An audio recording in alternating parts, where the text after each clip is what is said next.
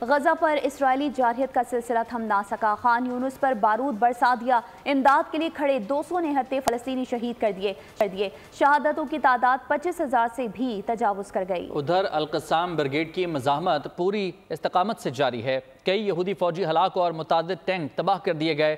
دوسری جانب ممکنہ دوسری ڈیل کے لیے CIA اور موساد کے ڈائریکٹرز قطری حکام سے ملاقات کریں گے۔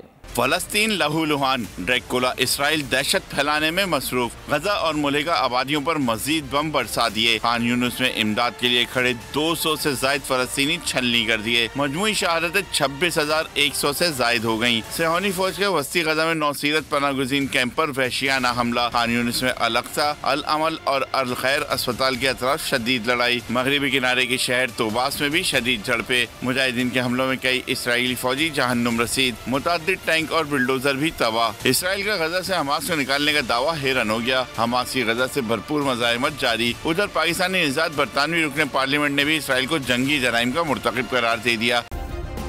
سبسکرائب کریں اور بیل دبائیں تاکہ کوئی خبر رہ نہ جائے۔